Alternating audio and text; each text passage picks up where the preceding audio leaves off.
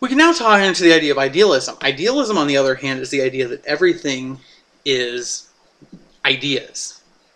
The basis of this is, it comes from a guy by the name of George Berkeley. He was a bishop. He was an Anglican bishop, and he came up with this idea of idealism. He was an advocate of it. And what Berkeley said that all there are ideas and its perceptions.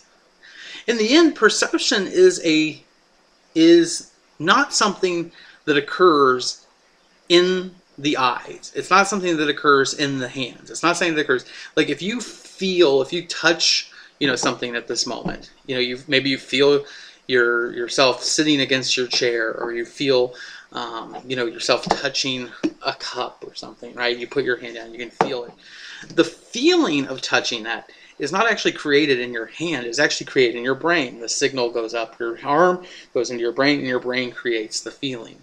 As a matter of fact, pain is a brain state. That's why pain is actually subjective. Pain, what you might feel as pain at a scale of like a 5, somebody else might experience it at 10. And that's why they have those pain charts, because pain is subjective.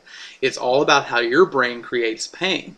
As a matter of fact, some people don't actually have a pain response, that even though they might break an arm or burn their hand, they don't actually feel pain. And those people usually don't live to adulthood, because they end up getting killed because pain is a good thing, because it tells us to stop doing what we're doing. And so, so a lot of those people don't live a long life, but that is true. And some people, if you experience too little pain, that's not always a good thing. If you experience too much pain from coding, it's not a good thing. So the idea, though, is that pain is something that happens to your brain. The feelings are saying, the vision of what you see gets transmitted to your brain and creates the image. If you were to cut, even though your eye is seeing something, even if you were to cut the line, you would still be, you would actually still be sensing the sight, but you wouldn't be experiencing it. The experience occurs in the brain. As an example, I don't have a sense of smell. I lost it during a biking accident when I was 16. I fell off my bike, and my brain ended up something got knocked loose. The experienced medical professionals said, you knock something loose in your head. No, but I mean, in all honesty, like something got broken, something ended up being injured in the process, and I am no longer able to smell.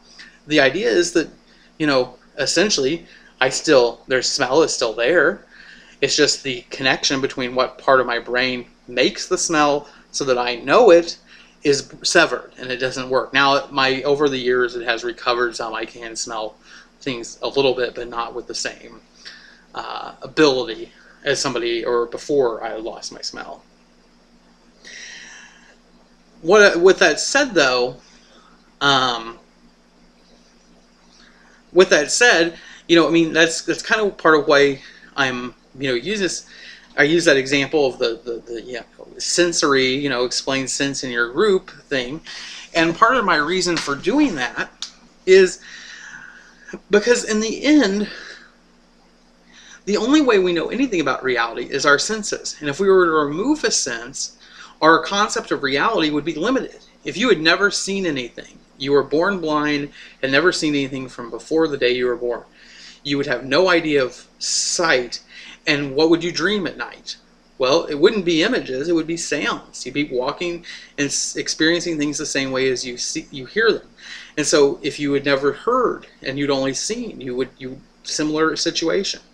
And so what happens is you actually have to explain these things in a way that works with that method. Now, with that said, about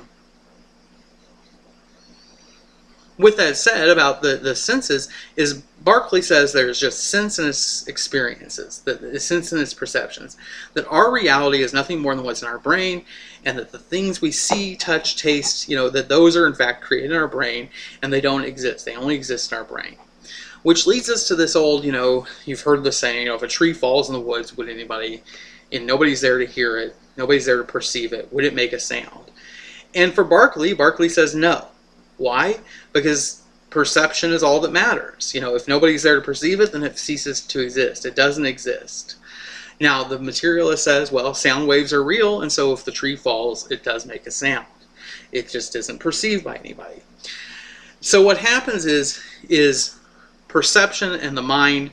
There are minds, and there's perception, and it allows. Now, what happens is how does my mind interact with your mind if we're all in the same world? I mean, maybe I'm the only mind, and that's what leads to a thing called solipsism. But one idea for Berkeley is Berkeley says there is God, and God is the ultimate mind. And God thinks things and perceives the entire world, and via God's perception of it, it exists. And we are minds embedded within the world, and we, when we think, also experience the world.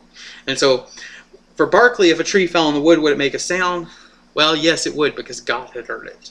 And why is it that my reality is the same as yours? Because God is acting as the middle ground for us to perceive it.